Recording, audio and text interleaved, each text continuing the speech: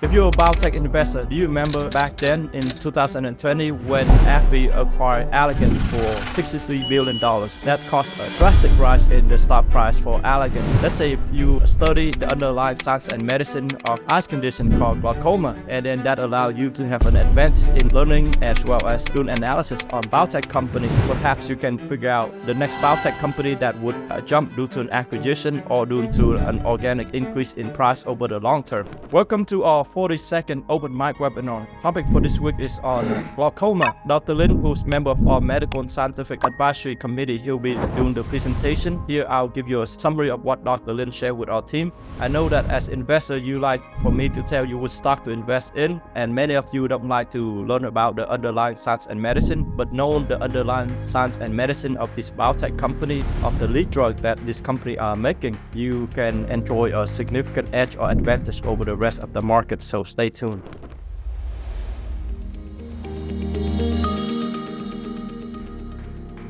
I'm Christina Bear. Welcome to today's Business Minute. Emerging Biotech Hedge Fund Evergrow Biotech Capital. We invest mainly in young growth biotech company that have their lead drug in the preclinical stage or early product stage because they have much more growth potential. By investing in companies that are at the forefront of such innovation, we support the cause that will continue to deliver the hope and new drug and new technology that ultimately improve the quality of life for the patient. Within 6 months, we have an over 40% return. So in the coming year, there's a chance of even grow up to multiple yearfold in a very short time.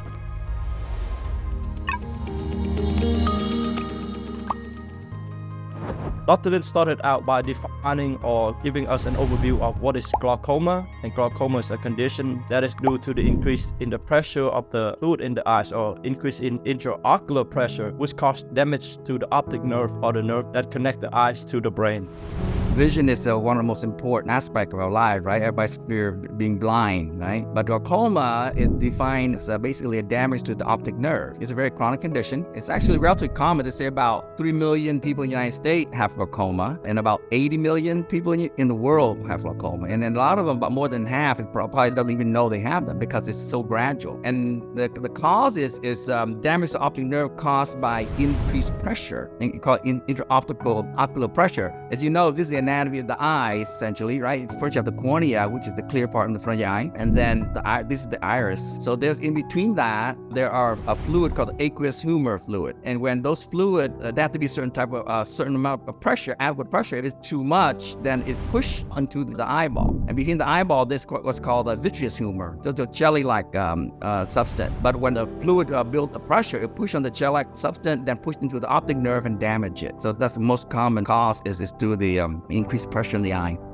Dr. Lin then discussed the different effects of glaucoma on the body. For example, it causes for acute, there are different types. For acute angle glaucoma, it's a very painful condition, so it causes a lot of pain, and there's also loss of vision for all form of glaucoma. Now, the loss of vision is very, very significant, very highly prevalent. That the vision loss or blindness from glaucoma is only ranked second, and that's to cataract. Glaucoma is the second leading cause of blindness, second only to cataract. Generally, it starts out as being losing vision on your field vision. Vision meaning not the way you focus around your field of vision around you. So that's where it's called peripheral vision loss. Dr. Lin mentioned about different ways to diagnose this condition by measuring the pressure in the eyes to tonometry, also ophthalmology exam, so on and so forth. To diagnose, tonometry is basically to measure the intraocular pressure. Ophthalmical exam is measured to examine the health of the optic nerve. A visual field test, again, to visual give any loss of the peripheral visual field. Pachymetry is diagnosed to measure the thickness of the cornea, because patients who have a thinner cornea tend to have shown a higher risk of develop glaucoma. Also, the cornea is very thin. The measuring of the tonometry is also not as accurate. So they have to make adjustment based on the thickness of the cornea as well. Shifting gears, Dr. Lin went over the different classes of drugs to treat this condition. Beta blocker used to reduce pressure is one of them. Use up prostaglandin as well. Prostaglandin, it reduces the pressure in the eyes, the intraocular pressure by diffusion. Another class of drug is the carbonic anhydrase inhibitor. It inhibits the enzyme that make the aqueous humor or the fluid that causes increased pressure in the eyes. Another class of medication is the rho kinase inhibitor. It boosted the outflow of the aqueous humor or the fluid inside the eyes, but through the the trabecular network rather than through diffusion. And then Dr. Lin went over the different drugs, the most commonly used drug in each of those class of medication, like timolol, which is a beta blocker, commonly used to treat this condition. Common medications that are used, prescribed, latanoprost is basically a prostaglandin analog. Timolol is a beta blocker, eye drop. Bimobidine is an alpha adrenergic agonist, and rizotamide is one of the new medications, carbonic anhydrase inhibitor. So those are common medications that you probably see a patient who prescribed a patient who have glaucoma. Dr. Lin then discussed the new trend, the new medication. For example, a new nitazoxanide, which is a new rho kinase inhibitor. There are also other novel trend of treatment in this area, like gene therapy for glaucoma that due to genetics. Also, we discussed about neuroprotective agent or drug that can protect the optic nerve from damage itself.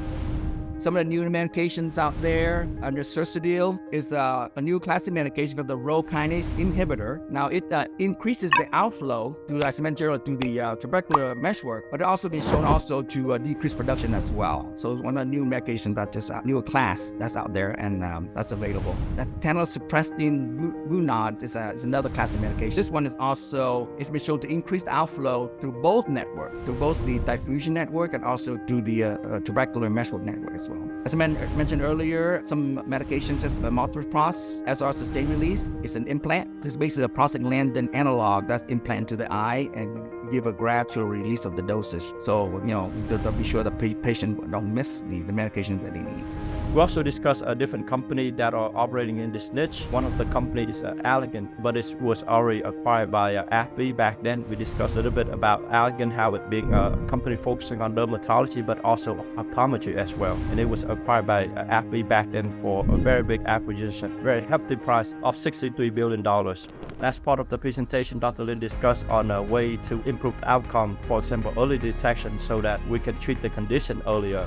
Thing that we consider when patient with glaucoma, of course, we have to be sure this disease is detected early, because as I said earlier, about 50% of patients don't even know they have it. So the earlier that you diagnose it, the better prognosis you have. Now, patient education is always important, especially when it comes to taking medication and giving the eye drop on a daily basis, as doctor recommend. Other area that is to look into biomechanical research on ocular tissue. Like I said, there are certain tissue tend to absorb aqueous humor more so than others. So by studying all the mechanism of certain tissue will help advance our understanding and treatment of glaucoma disease. If you want to capture this lucrative opportunity while investing in innovation that deliver hope to the patient, but you either don't have time or you don't have the expertise, reach out to us, contact us. We'll schedule a call to see if we are the right fit for each other.